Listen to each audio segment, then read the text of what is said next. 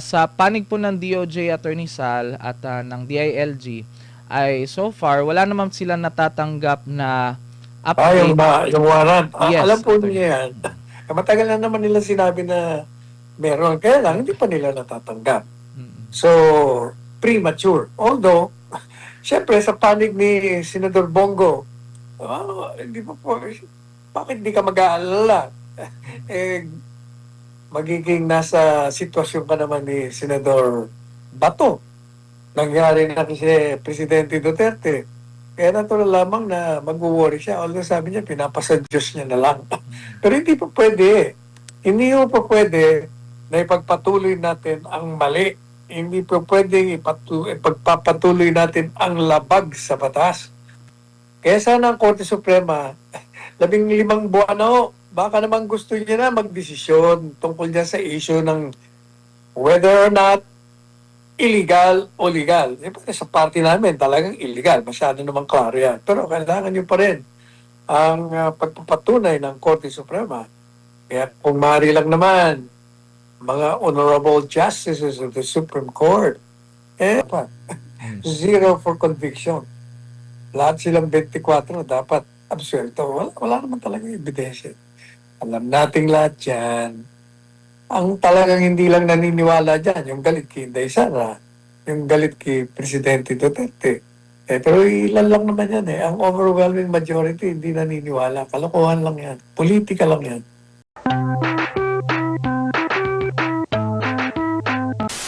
Hindi naman nila sinabi kung anong pinagkakadiferensya nila eh. Pati report ng mga news outlets, wala rin sinasabi. Ano bang pinagkadiferensya nila? Kaya hindi tayo comment. Ayan.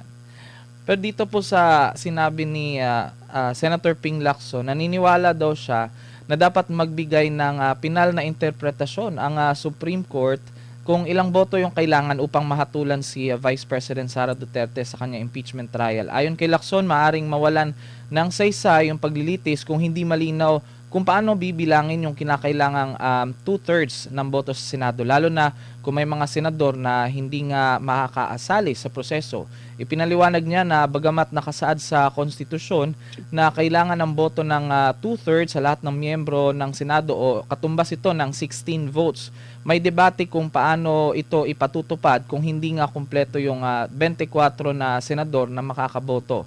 Kaya nakatakdang magsimula yung impeachment trial sa July 6, Attorney Sal, habang nagpapatuloy naman yung paghahanda sa paglilitis. Ano po masasabi niyo sa pahayag ni Senator Ping, Attorney? Okay, hindi nga talaga sila ni Soto. Pareho sila mahilig makialam sa hindi naman nila linya. Hayaan mo na yan. Hayaan mo na yung mga abogado, magdiskusyon yan. Unang-una, napakaliwanag ng saligang batas. Maliwanag na 16 ang kailangan na boto kasi yan ang 2/3 ng lahat ng miyembro. Magkakaroon lamang ng sigalot yan kung pagpipilitan yung babaan, kaya mapipwersa sa isang petisyon sa Korte Suprema na magkaroon ng resolution regarding that. Pero kung hindi lang talaga kayo mamumulitika, hindi nyo pakikialaman, maliwanag ang saligang batas. Pareho din ng maliwanag ang probisyon ng saligang batas kung kailan o kailan ang bilang ng boto para makahalal ka ng Senate President. At yan ay 13. Doon naman kasi majority of all members.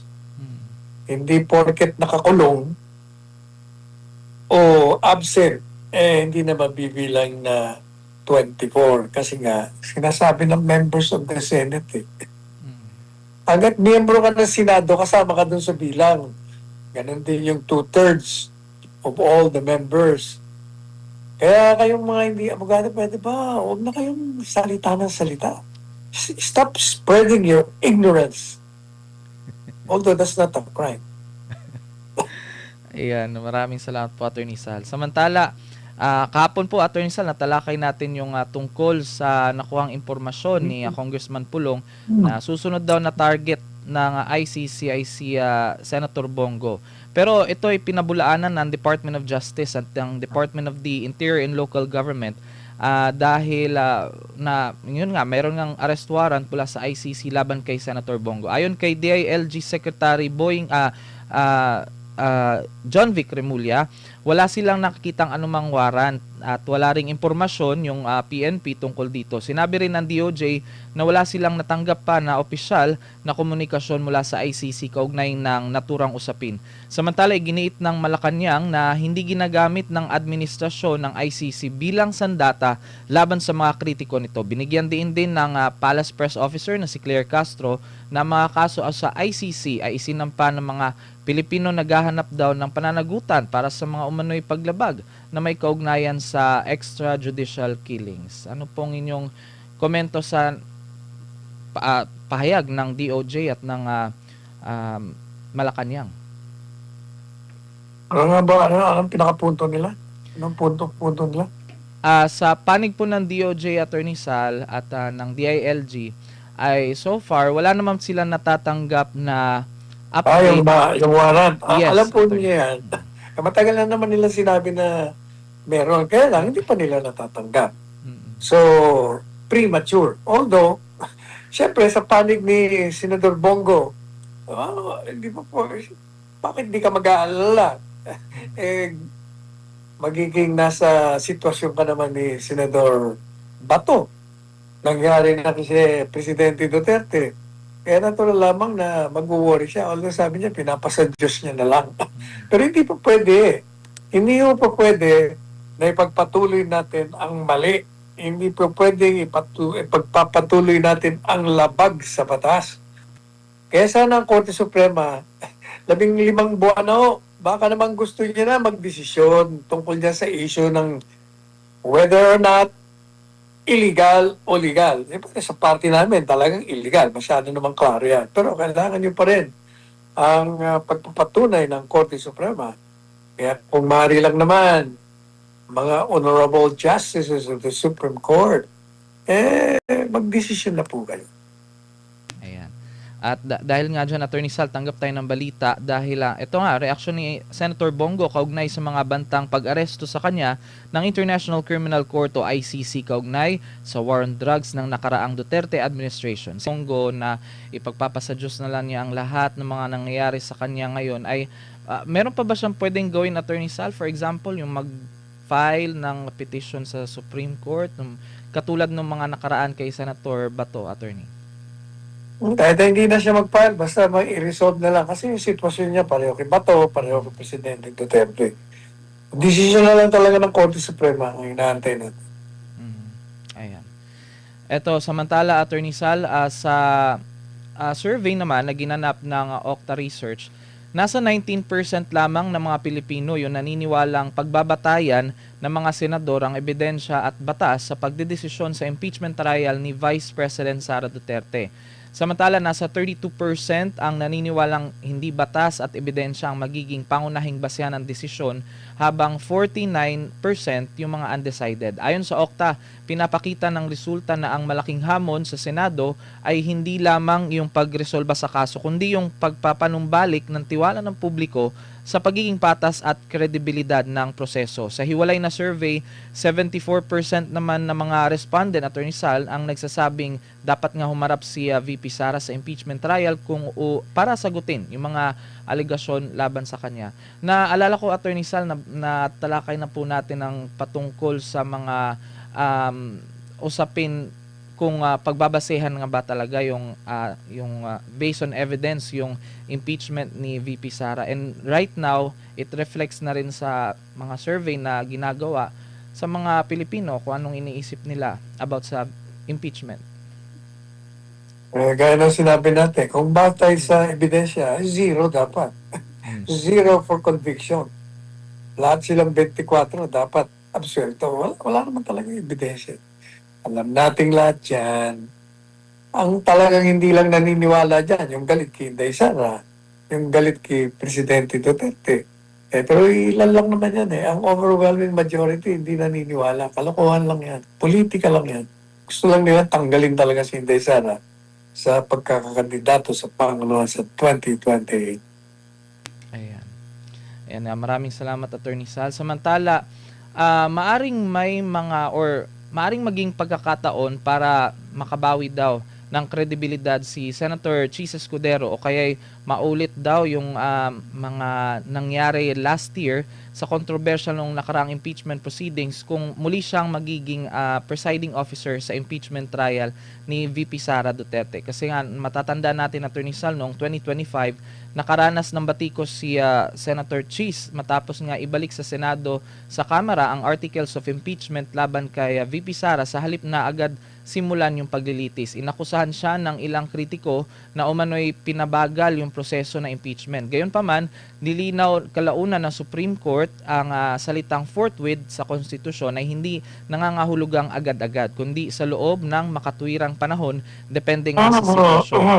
Nauna nang sinabi ni Senator Ping Lacson, mga nakaraan din nating diskusyon, Attorney Sal, na kabilang nga si Senator Chis sa pinagpipilian na maging presiding officer sa impeachment court, pero wala pang opisyal na desisyon patungkol dito, Attorney Sal. Wala. Alam nyo, pag nasira ang kredibilidad ninyo on a particular time, mahirap kayong makaahon. Kaya nga, dapat maingat ang mga naihalal. Huwag niyong sirain ang kredibilidad niyo. Maniwala kayo, napakahirap pag kayo'y nasira. Hindi na kayo makakaahon. Bihirang-bihira nakakaahon. Yan, maraming salamat po ulit, Attorney Sal. Samantala, tanggap tayo ng balita dahil kasalukuyan nasa Russia pa rin si Pangulong Bongbong Marcos Jr. at inimbitahan nga niya si Russian President Vladimir Putin na dumalo sa East Asia Summit sa nagaganapin sa Pilipinas ngayong Nobyembre. Ginawa yun ng Pangulo ang paanyaya sa kanyang pagbisita para magkaroon ng bilateral meeting sa Russia. Dahil kahapon, dun nga sa kanilang naging pagpupulong, parang naging big deal sa mga nasa social media. Marami nakapansin, Attorney Sal, na parang tinuruan pa mismo ni President Vladimir Putin kung paano isuot yung earpiece ni Pangulong Ferdinand Marcos Jr. Marami nagsasabi na bakit pa siya naghintay na turuan siya. Hindi siya tinulungan ng kanyang mga nasa mga kasama niya sa gabinete, Attorney Sal. Layo, kayo naman, pakakalit na bagay, pinagpapansin nyo. Ang pansinin nyo yung dapat wala siya dun sa Russia, hindi siya dapat nandito sa Pilipinas. Dahil nandito ang problema ng bansa. Mga maliliit na bagay, huwag nyo nang pagpapansin. Ayan, Attorney Sal. Samantala, sa iba pang balita, halos kalahati na ng Brave 18 ang humarap sa investigasyon ng Ombudsman kaugnay nga sa kanilang inilantad na umano'y maleta delivery scheme ng sa ilang matataas na opisyal ng gobyerno. Sinabi ni Ombudsman Boying Rimulya na hindi daw sapat yung mga prosecution or hindi sapat yung prosecution para tuluyang malabanan yung katiwalian. Ano pong komento ninyo doon, Attorney? Alam mo, hindi ko siya naiintindihan. Alam mo kung bakit? Binabasa niya eh. Kailan kaya magkakaroon tayo ng mga opisyal na hindi nagbabasa ng mga speech nila? Tama mo, nagbabasa na lang, mali pa. Sa halip na binasa niya to push, yung pala, inulit niya to punish pala. Bakit kayong mga buhay pupunta pa kayo sa ibang bansa pagkatapos magkakalat pa kayo doon? Pag-aralan nyo, maglagay na lang kayo ng mga keywords doon para alam nyo na kung ano sasabihin nyo. Pambira kayo talaga. O ito na mga abogadong nag-file ng sa technical malversation. Yes. Pag-aral kayo, sinabi na alam mo, yung kaya hindi pa pwedeng technical malversation kasi nga, yung paglipat, nagkaroon ng batas, yung national budget na inaprubahan. At under that law, pwede diniklara ng Korte Suprema na bawal pala. Pero before the declaration, pwede. Nangyari yung paglilipat nung pwede pa hindi pwede. Denied lang yan. Sa bagay, kung gusto niya ng publisidad, nagpapakilala, magpapalang yan, Marian. Ganyan talaga. Maraming ganyan. And that reminds me, speaking of lawyers, Alam mo, yung kaibigan mo may ginagawa na namang kalokohan. Ano yun, Dahil attorney? yung sa atleta, nabasa natin na siya ang abogado, yung pala, nagpresenta na naman at sabi ng Ateneo de Davao, hindi naman namin na hinire yan para maging abogado ng mga atleta. O biro mo yan, nagpresenta na naman, kasama pa yung isa. Talaga naman itong mga ito. Ang hihilig, ang hihilig. Magantay kayong kunin kayo kasi huwag kayong presenta ng presenta. Hindi maganda ang dating. Ayan. Well, Attorney Sal, bahala sila sa buhay nila. Pero, ito po, babasahin po natin itong mga katanungan. May katanungan po ang ilan sa ating mga avid viewers, Attorney Sal. Oo. Attorney Sal, with the Gatchalian faction now leading the Senate, some observers believe that the possibility of pursuing constitutional amendments through a Constituent Assembly or CONAS has increased. If a Constituent Assembly were convened under these circumstances, what legal remedies could the Cayetano faction pursue if they believe constitutional requirements were violated? Furthermore, if there were allegations that changes in Senate leadership resulted from coercion or undue pressure, could the Supreme Court intervene and review the legality of the process?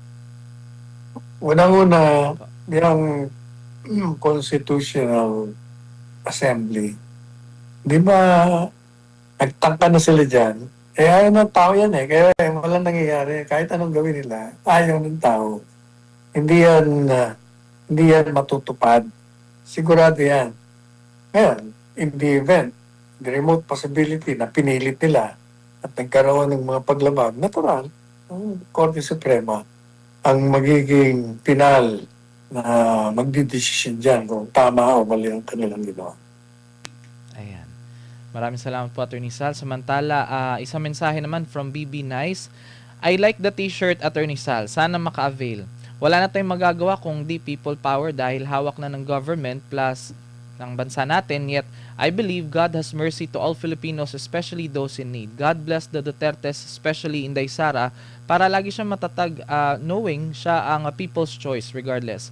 Attorney Sal, God bless you too for enlightening us towards the truth. Please run for the Senate sa 2028 and we'll give you our blessings. Number one, yung t-shirt, sabi ko sa inyo, kailangan sumama kayo sa mga rally. Pag nandun kami, ni Billy James na siya, magdadala kami ng t-shirt. Kasi siya nagpapagawa nun. Magbibigay kami. Ano pa yung sinasabi ng texter? Meron ang sabi niya, wala na tayong magagawa kundi people power dahil hawak na ng government ang bansa natin. Yet I believe God has mercy to all Filipinos, especially those in need. And then sabi din niya, attorney, na God bless the Dutertes, especially Inday Sara, para lagi siyang matatag, knowing siya ang people's choice regardless. And yung isa pang sinabi niya, Attorney Sal, God bless you too for enlightening us towards the truth. Please run for Senate sa 2028 and we give you our blessings. Yung sinasabing people power, people power, puro text ka lang naman. Lalabas tayo sa kalye. Pero alam niyo, yung people power, ibig sabihin lang naman nun lalabas tayo ng mapayapa, araw-araw tayong mananawagan, at tama na, sobra na ang ginagawa nyo. Kayo'y maghunos dili na. Sapagkat baka ang tao galit na. Maniwala kayo, talagang galit ang tao. Na pagdating naman doon sa yung please run, o sige, tatakbo tayo. Hindi ko lang alam kung anong posisyon. Pero mukhang 90% tatakbo na tayo. Yes, yan. Yan ang inipin nila. Tutugon tayo sa mga panawagan ninyo. Ayan. So whether it's for senator or for whatever position, hindi pa. Tingnan natin. Ayan, BB Nice. Salamat sa inyong komento. At sa iba pang mensahe, Attorney Sal, from Odanil Esnobil, Attorney, siguro ang mga senator, congressman, kaya ayaw sumama sa kalye kasi may mga mancha sa buhay na tinatago. Ay, hindi naman siguro. Hindi naman lahat may mancha. Maraming dyan. Maraming mga walang mancha. Like si Robin Padilla, si Bongo. Wala naman yan. Si Bato naman, inaakusahan ng mali naman. Si Mark Villar, si Sia, puro mga akusasyon pa lang. naniniwala akong hindi. Kahit yan si Gatchalian, may mga akusasyon din, pero ako, I give them the benefit of the doubt. Kung sila lamang talaga ay mananatiling matapat sa kanilang mga sinumpaang bilang mga senador, palagay ko, maayos. Pero otherwise, alam nyo, galing ako sa SMC side kahapon. Yung mga tao doon nakausap ko, mga negosyante, mayaman, may pareho sinasabi, buwagin na yan, kongreso yan. Ako, kung maririnig nyo lang yung mura ng mga tao, maniwala kayo, galit ng tao, wherever I go, iisa lang talaga ang sinasabi nila. Palitan na yan. Ayan. Ayan, Attorney Sal, may isa pang komento from Remiter Teresa. Tama po, dapat follow the law para maging maayos ang pamamalakad ng ating bansa. Sa panahon po kasi ngayon, feel nila lahat sila presidente ng Pilipinas. Yan. Totoo yan. Feeling sila, wala. Ayan. Meron pang mensahe si Adelina Panas. Magsaya sila kasi nakuha na nila ang naging 30 na sila sa mga mata ng tao. Hindi pa rin sila ligtas at saka sa Panginoon, alam ng mga tao kung sino ang may sala dyan sa Senado. Nandyan naman si Marcoleta at si Cayetano at iba pang mga kasamahan nila na lumalaban para sa sabay. Nakakalungkot man alam nila sa sarili nila, sila ay may nagawang kasalanan sa bayan. Mananagot yung mga yan. Kayo mag-alala dyan. There will come a time na sila ay mananagot. Walang ano yan. Walang kaduda-duda yan. Merong panahon ng paglilitis, ng pagpaparusa. Ayan. Meron naman pong komento si Politic TV channel dito. Wala na ang kalutasan ng flood control, ilulubog na lang yan sa limot. Sana wag nang pansinin ang mga senator na gaya nitong bagong majority, di na dapat iboto. Yung titingnan natin kung ano talagang gagawin nila sa flood control na yan. Isang taon may gitna, walang nangyayari. Nakatakas na, iba, nabulsa na, iba. Ngayon, nagliliwaliw yung mga iba. Kasi, congressional recess. Ayan. Yes, Attorney Sal. Mula naman kay Erica Bagilat, our government now is really a failed state. Follow what is in the Constitution. Gatchalian is not qualified as he don't know the rules of court. He don't know the rules of impeachment. Legislation is a lawmaker and not a law bender. Ginawa niya katawan ang lika ng Pilipinas. Huwag natin masyado musgahan itong bagong Senate President. Hindi porket hindi siya abogado. Matalino naman yan. Pag-ayaan natin muna siya. Sa ngayon, wala pa namang siyang pinapakita sa atin bilang Senate President kung mali ang gagawin niya. Hayaan muna natin. Let's give him the benefit of the doubt. Ayan. Maraming salamat, Attorney Sal.